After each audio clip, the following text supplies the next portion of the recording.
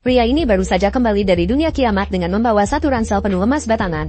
Wang Bin melihat pacarnya sendiri sedang dipeluk orang lain, dan si kaya ini berjalan ke arahnya dan memprovokasinya. Pacarmu lumayan juga, empuk. Wang Bin yang marah langsung menendangnya. Hampir saja ginjal si kaya itu pecah. Tapi siapa sangka, pacarnya yang telah bersamanya selama bertahun-tahun, Allah menamparnya dengan keras, lalu berbalik dan memperhatikan si kaya dengan penuh perhatian. Saat itu, Wang Bin tiba-tiba merasa dirinya seperti badut. 10 tahun hubungan ternyata tidak sebanding dengan uang si kaya. Namun, sang pacar tidak akan pernah menyangka bahwa Wang Bin sekarang telah menjadi orang terkaya di dunia yang tak terjangkau olehnya. Ternyata beberapa hari yang lalu, Wang Bin, untuk mendapatkan uang membelikan hadiah ulang tahun untuk pacarnya, menjadi joki game kiamat. Tak disangka, saat tamat, ia diundang oleh sistem untuk memasuki dunia kiamat. Sistem memberitahunya bahwa ia dapat membawa barang apapun, dan bebas keluar masuk ke dua dunia. Dan selama ia bertahan hidup di dunia kiamat selama 7 hari, ia dapat kembali ke dunia nyata. Tapi perlu diperhatikan, mati di dunia kiamat berarti benar-benar mati. Meskipun berisiko tinggi, jika ia bisa membawa kembali barang-barang berharga, bukankah ia akan mencapai puncak kehidupan? Demi membuat kekasihnya tersenyum, Wang Bin memutuskan untuk berjudi. Sistem hanya memberinya waktu 2,5 jam untuk mempersiapkan perbekalan. Tapi di saat-saat kritis, dompetnya kosong. Mau tak mau, ia harus meminta bantuan teman sekamarnya. Tanpa banyak bicara, kedua sahabat itu mengeluarkan semua uang mereka. Benar saja, di saat seperti ini, sahabat sejati sangat bisa diandalkan. Mereka berdua mendorongnya keluar dari asrama. Jangan banyak bicara, cepat pergi. Setelah menyiapkan semua perbekalan, Wang Bin menelepon pacarnya untuk memberitahu bahwa ia agak sibuk beberapa hari ini dan tidak punya waktu untuk menemaninya. Tapi pacarnya di seberang telepon sudah naik mobil mewah si kaya. Tanpa gangguan dari Wang Bin, lebih mudah bagi mereka untuk bermain permainan berdua. Saat itu, Wang Bin yang tidak tahu bahwa ia telah dikhianati, tiba di dunia kiamat. Melihat zombie yang berkerumun di luar, ia langsung ketakutan. Untungnya, ia sudah siap, dan tidak perlu khawatir tentang makanan dan air. Sesuai dengan strategi dalam game, ia menggunakan batu untuk menyelidiki jalan, dan berhasil mengalihkan perhatian para zombie. Lalu ia mengambil sekop dan mulai menjelajahi peta. Namun, saat itu, di atap gedung yang tak jauh darinya, seseorang sedang mengawasinya dengan cermat. Setelah berjalan 2 langkah, Wang Bin menyadari bahwa seseorang sedang mengikutinya. Ia menoleh dengan waspada, dan menemukan sesosok bayangan di sudut dinding.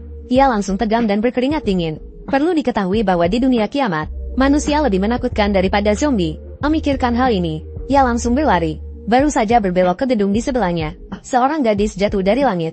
Serahkan semua makanan yang kamu punya, atau aku akan mengebirimu. Wang Bin menyadari bahwa lawannya hanyalah seorang gadis, dan langsung mengambil sekop untuk melawan. Tak disangka, gadis itu memiliki kemampuan melihat tembus pandang, dan langsung melihat kelemahannya. Dengan 3 tendangan per detik, ia membuat Wang Bin meragukan hidupnya. Lalu menempelkan belati di lehernya. Bergerak sedikit saja, arterimu kupotong.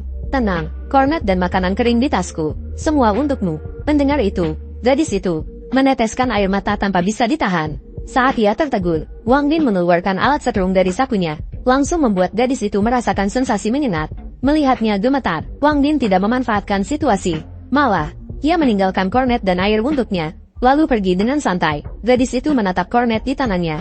Pria ini keren banget. Namun, baru saja meninggalkan gedung, Wang Bin bertemu sekelompok perampok. 3 pria tekar itu langsung menyerangnya tanpa basa-basi. Setelah melukai salah satu dari mereka, Wang Bin langsung kabur, lepas dari mulut harimau, masuk ke mulut buaya. Kiamat ini benar-benar menegangkan. Saat berlari, ia terjebak di jalan buntu. Serius, Tuhan, jangan begini. Ketiga pria tekar itu mengejarnya dengan niat buruk. Berani melukai orang-orang geng kepala harimau? Hari ini, ginjalmu akan jadi teman minum Tami. Wang Bin merasa tidak enak.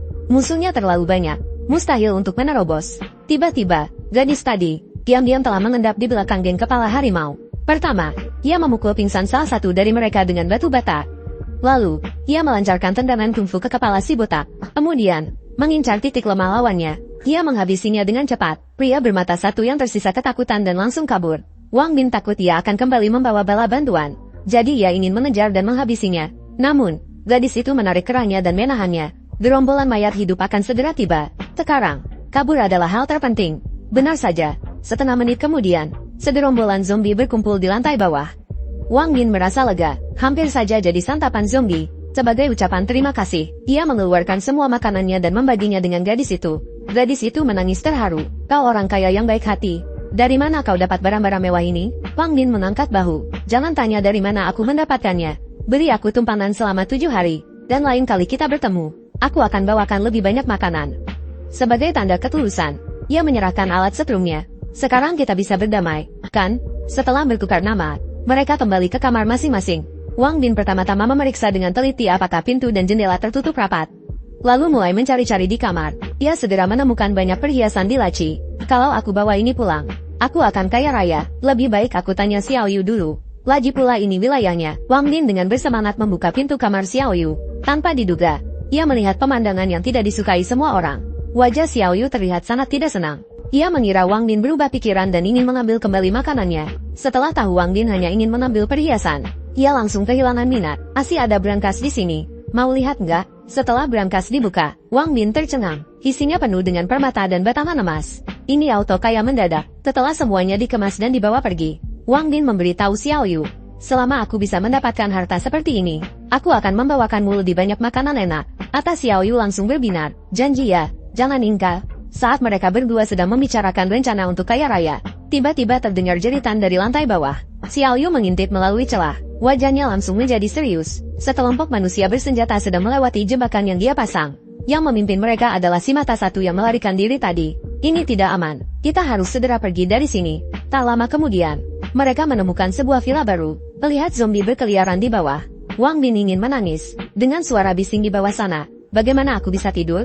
Jadi dia mengeluarkan ponselnya dan bermain game untuk menghabiskan waktu. Xiao Yu tertegun melihatnya. Ponselmu masih ada baterainya? Bolehkah aku pinjam untuk mendengarkan musik?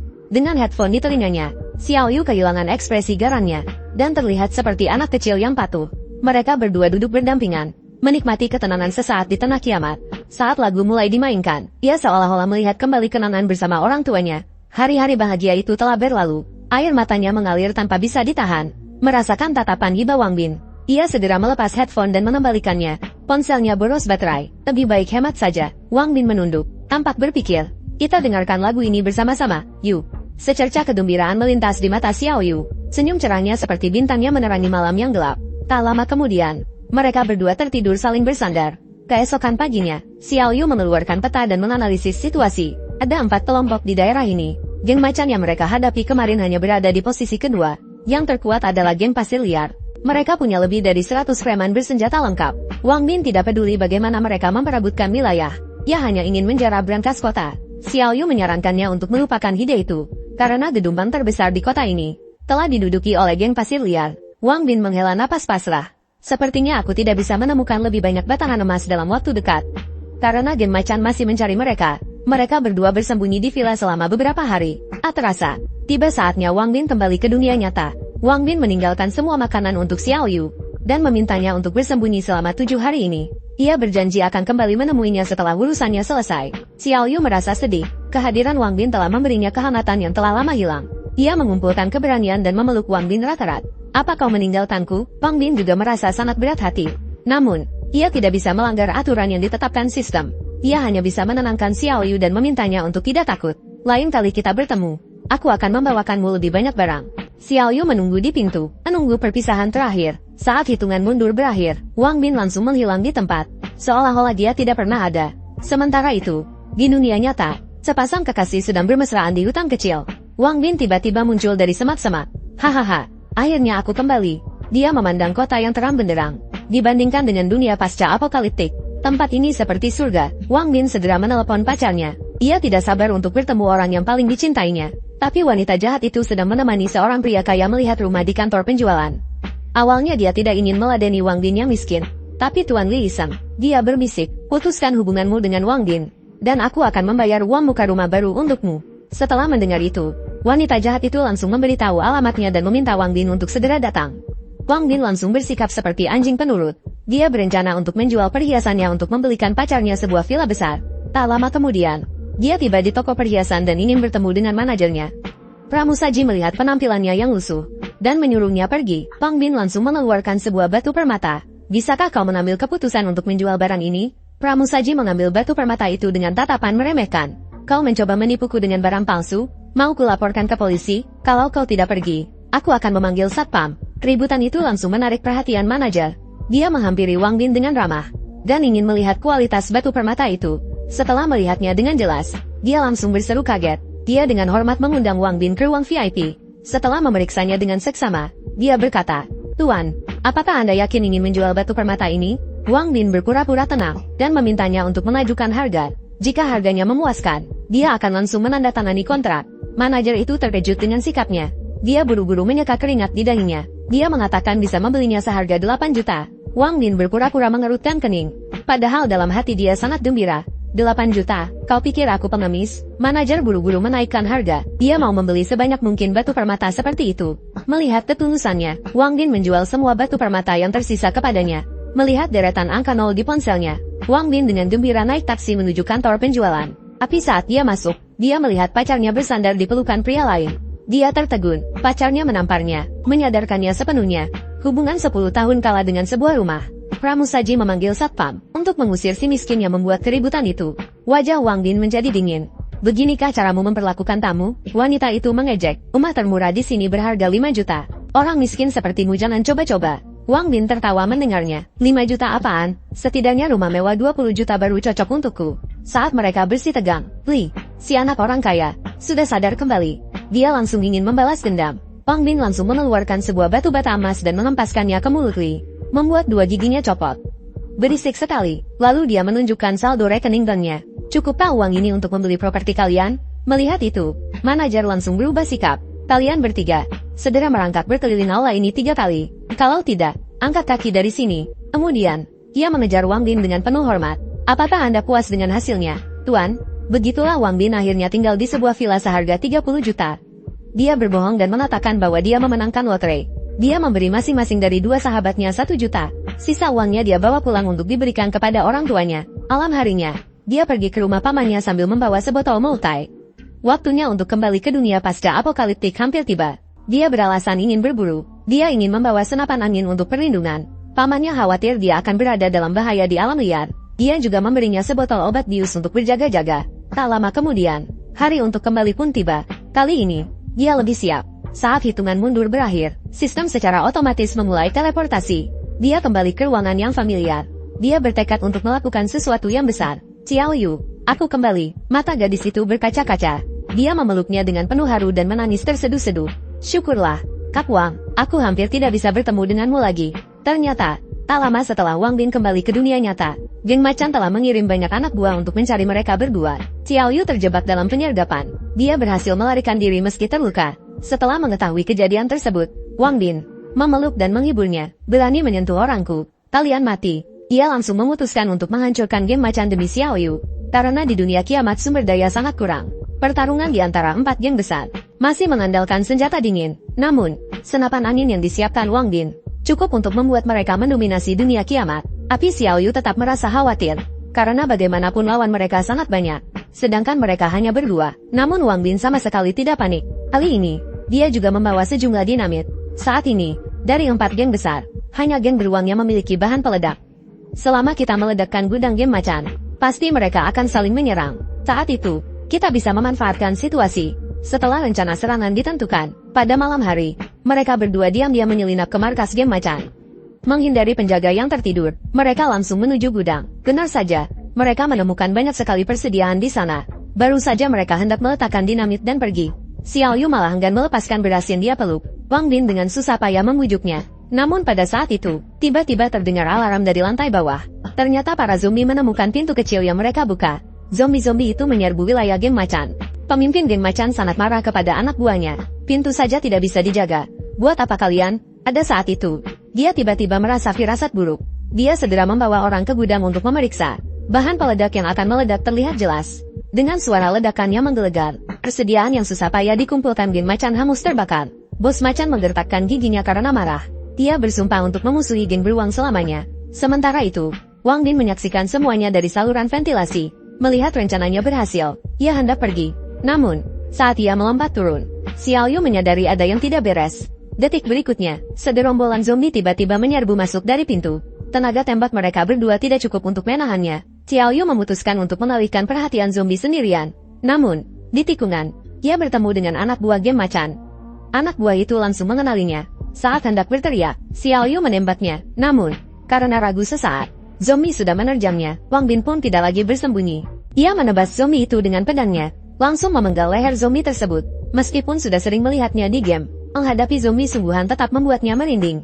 Demi bertahan hidup, ia harus berjuang. Untungnya, Jumlah zombie di belakang tidak banyak. Saat kembali ke markas, mereka berdua kelelahan. Xiao Yu yang sedih masih memikirkan beras geng macan. Melihat itu, Wang Bin mengeluarkan banyak camilan. Untuk merayakan keberhasilan rencana, hari ini Xiao Yu boleh makan sepuasnya. Xiao Yu yang lapar seharian makan dengan lahap. Wang Bin terkejut melihat cara makannya yang liar. Dia pun membuka sebotol jus gandum dan mulai minum. Melihat itu, Xiao Yu tak bisa menahan diri ingin mencicipi. Namun, Wang Bin dengan wajah serius berkata, "Gadis kecil, tidak boleh minum ini." Tapi Xiao Yu, dengan marah, membalas sambil memegang dadanya, "Aku sudah tidak kecil lagi." Saat Wang Bin pergi ke kamar untuk berganti pakaian, mata Xiao Yu berbinar dan mengambil jus gandum itu. Dalam sekejap, dia menghabiskan semua stok Wang Bin. Wang Bin hanya bisa menghela napas. Dia hati-hati menggendong Xiao Yu kembali ke kamar. Melihat wajah dan tubuh Xiao Yu, pikiran jahat dalam dirinya mulai muncul. Dia segera menamparkan dirinya sendiri, kemudian lari keluar kamar untuk mengumpulkan karma baik. Setelah dia pergi, Xiao Yu yang pura-pura tak peduli, melihat pintu kamar tertutup dengan sedih. Dia mulai meragukan daya tariknya sendiri. Keesokan harinya, mereka berdua melupakan kejadian canggung malam itu. Mereka mengenakan perlengkapan penuh dan keluar untuk mencari masalah dengan 4 geng besar. Baru berjalan beberapa langkah, Xiao Yu tiba-tiba menghentikan Wang Bin. Aroma daging tercium. Sifat pecinta makanan Xiao Yu langsung terlihat. Tanpa menghiraukan larangan Wang Bin, dia berlari ke arah aroma itu. Mereka mengikuti aroma itu ke atap. Namun, mereka menemukan bahwa geng pasir telah menepung tempat itu. Tiba-tiba, suara wanita dari dalam gedung terdengar. "Berhenti di situ. Jangan bergerak. Kalau maju lagi, aku akan menembak." Pemimpin berambut hijau itu dengan sombong berkata, "Hei, polisi Miao ada di rumah, ya? Berikan separuh makananmu, dan kami akan pergi. Kalau tidak, jangan salahkan kami yang bertindak kasar." Miao Ruyun tahu bahwa menyerah hanya akan membuat mereka semakin berani. Dia segera menembak dan mengenai salah satu kaki anak buah mereka. "Jangan banyak ngomong, kalau mau bertempur. Ayo." Sekelompok penjahat nekat dari geng pasir mengamuk menyerbu ke depan. Penembat jitu juga menembakkan peluru ke arah jendela tanpa henti. Miao Ruyun dan gurunya, Lao Li, hanya memiliki 2 pistol. Mereka tidak bisa menampakkan diri karena tembakan bertubi-tubi. Geng pasir mengamuk hampir menerobos pintu gedung. Wang Bin memerintahkan Xiao Yue untuk membantu. Dengan 1 tembakan, penembat jitu musuh berhasil dilumpuhkan. Miao Ruyun akhirnya menemukan kesempatan untuk membalas. Dengan serangan dari depan dan belakang, geng pasir mengamuk kocar-kacir. Lu Mao bergegas melarikan diri ke gedung sebelah. Dia berteriak, menyerah dan memohon Miao Ruyun untuk mengampuni mereka. Mereka berdua saling berpandangan, tetapi mereka tidak bisa membiarkan geng pasir mengamuk tahu bahwa mereka bukan sekutu. Miao Ruyun mendapat ide dan berteriak ke seberang. Karena geng pasir mengamuk sudah menyerah, kita ampuni nyawa mereka. Wang Bin mengerti. Baiklah, lepaskan mereka kali ini. Geng pasir mengamuk boleh pergi. Saat mereka keluar dari gedung, Wang Bin langsung menyuruh Xiao Yue menembak untuk mengejar mereka. Lu Mao segera menarik seorang anak buahnya untuk menjadi tameng, dan lolos dari tembakan Xiao Yue. Wang Bin menyuruhnya untuk tetap berjaga di sana. Sementara ia membawa makanan untuk menemui Miao Ruyun dan membicarakan kerjasama. Dia mengangkat tangannya sebagai tanda niat baik. Miao Ruyun juga ingin tahu apa rencananya. Setelah mendapat izin, Wang Bin melanjutkan langkahnya. Begitu memasuki pintu, sebuah pistol perak tiba-tiba ditempelkan ke kepalanya. "Serahkan semua makanan yang kau bawa." Ternyata Miao Ruyun mencurigai Wang Bin sebagai mata-mata dari 4 geng besar. Tetapi makanan di tas Wang Bin membuat mata mereka berbinar.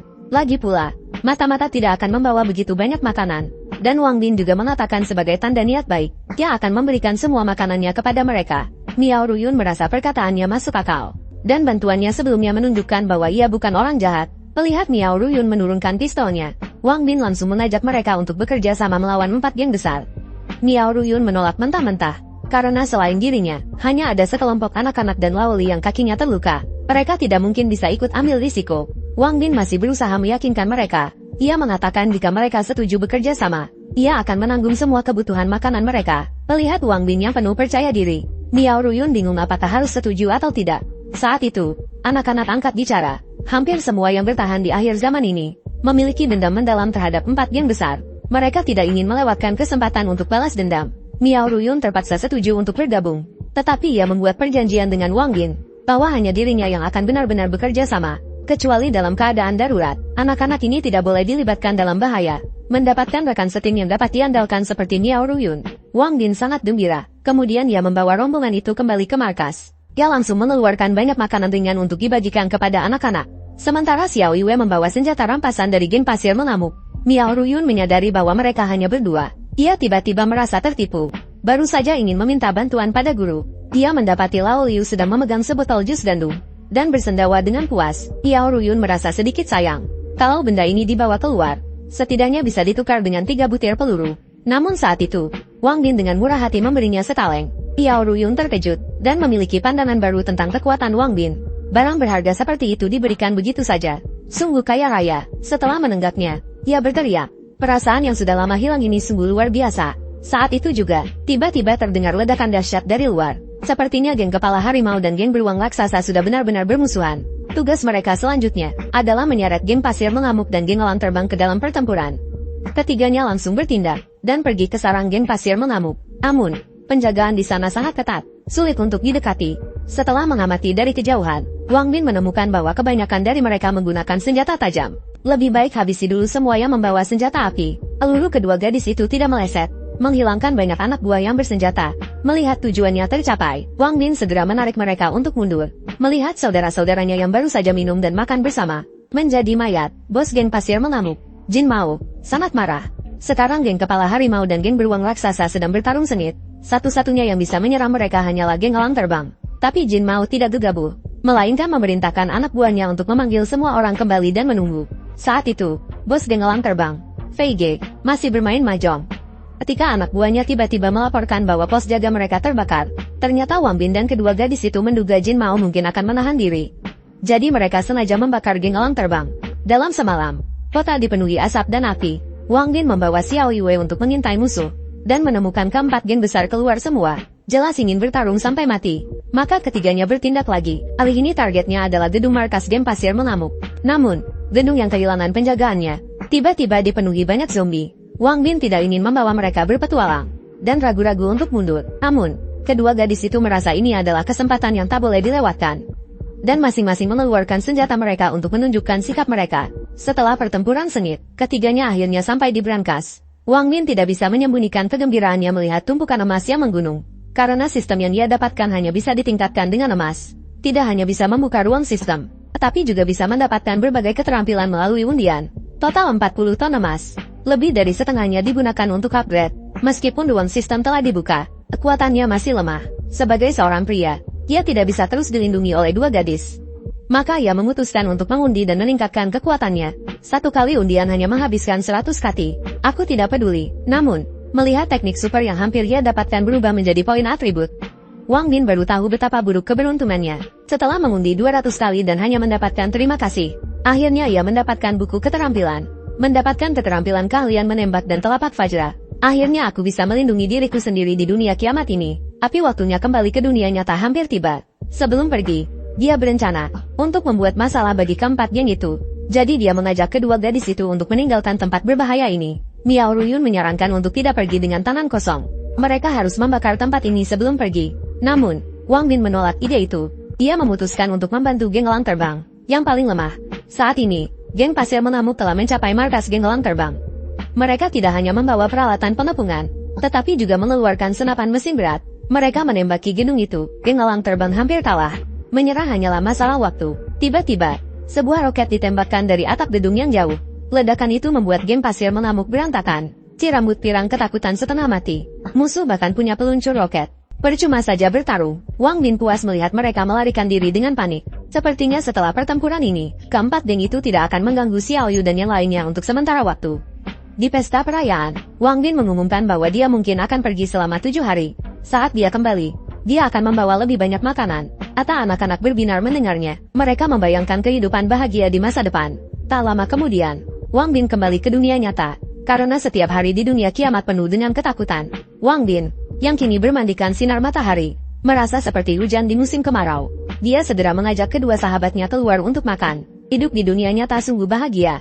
Kedua temannya melihat Wang Bin makan dengan lahap, dan bertanya-tanya apakah dia kehilangan akal sehatnya setelah putus cinta. Setelah kenyang, Wang Bin langsung ke intinya.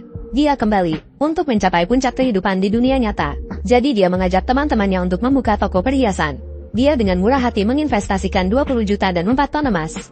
Kedua temannya mengira dia berbohong. Tapi ketika mereka melihat villa mewah dan meja penuh emas, mereka langsung menjilatnya. Mereka berebut untuk melahirkan anaknya. Tiba-tiba, Wang Bin menerima telepon dari mantan pacarnya, yang mengajaknya bertemu untuk mengakhiri hubungan mereka. Wang Bin ingin berpisah secara baik-baik. Jadi dia pergi sendirian ke tempat pertemuan. Tanpa diduga, sekelompok pria kekar tiba-tiba muncul dan menepungnya. Pria berkacamata hitam yang memimpin adalah Dongge dari geng Harimau Hitam. Dia memerintahkan Wang Bin untuk berlutut dan meminta maaf kepada Tuan Muda Li. Jika tidak, dia akan mematahkan kakinya. Wang Bin mengatakan tempat itu terlalu sempit. Lalu dia membawa mereka ke hutan kecil. Tapi Dongge tiba-tiba berubah pikiran. Dia ingin menghajarnya sebelum membawanya ke Tuan Muda Li. Sekelompok anak buahnya menyerbu dengan senjata. Wang Bin hanya tersenyum sinis. Telapak Fajra yang kuat keluar dari tubuhnya. Dia akan menguji kekuatannya yang telah ditingkatkan pada mereka. Dia melancarkan satu pukulan penuh kekuatan. Dada si rambut kuning penyok. Dia langsung terlempar 100 meter. Namun, musuh lebih banyak dan tidak bermain sportif. Mereka menyerangnya dari belakang dan melukai punggungnya sepanjang 5 meter. Dongge melihat anak buahnya belum berhasil menangkapnya. Jadi dia memutuskan untuk turun tangan sendiri. Rahangnya jatuh melihat Wang Bin menangkap pisau dengan tangan kosong. Kau pikir aku kucing sakit kalau aku tak menundukkan taringku? Lalu dia melancarkan tendangan ayam terbang. Telur pecah. Ditambah dengan pukulan telapak jinggang. Melemparkan Dongge hingga terpental. Ayo, lanjutkan kalau berani. Begitu kata-katanya terucap, bala bantuan geng macan hitam tiba. Dongge memegangi dadanya yang terluka. Dan memerintahkan anak buahnya untuk menyerang. Hajar sampai mati atau cacat. Tak masalah, aku yang tanggung jawab. Wang Bin mengerutkan kening. Kekuatannya saat ini belum cukup untuk menghadapi begitu banyak orang. Jadi dia mengeluarkan pistol dan menembak ke udara. Peluru cepat di luar 7 langkah. Di dalam 7 langkah, peluru cepat dan akurat. Siapa yang tak takut mati? Silakan coba. Anak buah geng macan hitam terdiam mendengar suara tembakan. Melihat itu, Dongge merinding. Tapi dia masih berlagak berani dan berkata, dengan jumlah kami, apa kau pikir kami takut padamu? Namun, sebelum dia selesai bicara, terdengar suara tembakan. Peluru menembus paha Dongge. Wang Bin meniup ujung pistolnya. Berani bergerak lagi. Selanjutnya kepalamu yang meledak. Para preman kecil itu tak menyangka dia benar-benar berani menembak. Mereka segera mengangkat tangan tanda menyerah. Sudah tahu takut, kenapa belum pergi? Melihat geng macan hitam melarikan diri, Wang Bin juga merasa takut. Sepertinya sebelum memiliki kekuatan absolut, dia tak bisa berlama-lama di tempat penuh masalah ini. Setelah kembali, dia segera membeli banyak persediaan dan memanggil sistem untuk mengaktifkan lingkaran teleportasi. Saat ini di dunia akhir zaman, semua orang duduk bersama, menantikan kembalinya Wang Bin. Kiai tua menyarankan semua orang untuk tidak terlalu berharap. Jika Wang Bin sekarang cukup aman, meskipun dia tidak kembali, mereka harus mendoakannya. Miao Ruyun juga tak bisa menyembunyikan kekecewaannya. Tapi dia mengerti Wang Bin tidak berkewajiban untuk merawat mereka. Xiao Yue, sebagai orang yang berpengalaman, menasihati semua orang untuk tenang. Dia yakin kata Wang pasti tidak akan ingkar janji.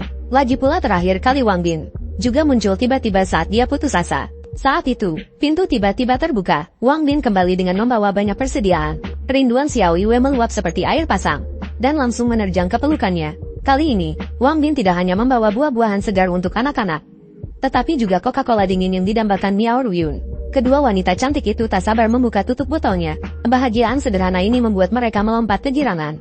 Wang Bin terpaku melihatnya. Dia mencatatnya dalam hati. Di masa depan, dia harus membawa lebih banyak minuman bersoda. Tiba-tiba, seseorang menepuk pundaknya. Saat menoleh, dia melihat senyum lebar Li Tua. Nak, kau bawa rokok yang kuminta? Wang Bin segera menyodorkannya dengan kedua tangan. Li Tua sangat terharu sampai meneteskan air mata. Bisa mencium aroma yang sudah lama hilang ini di akhir zaman. Sekarang mati pun tak ada penyesalan.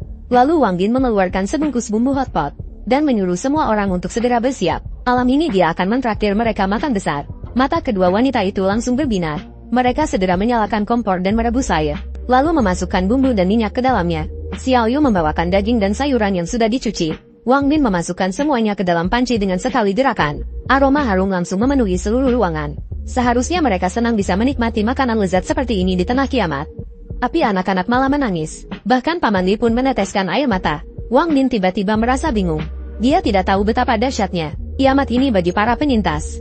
Dulu mereka dikelilingi oleh keluarga dan bisa menikmati hidup di bawah sinar matahari. Tapi bencana menghancurkan segalanya. Mereka semua telah melalui banyak kesulitan untuk sampai di sini. Wang Bin tersenyum tipis dan menghibur mereka. Masa lalu tidak bisa dikembalikan. Tapi sekarang kita harus bertahan hidup. Dengan usaha kita sendiri, kita akan menciptakan rumah baru di dunia pasca apokaliptik ini.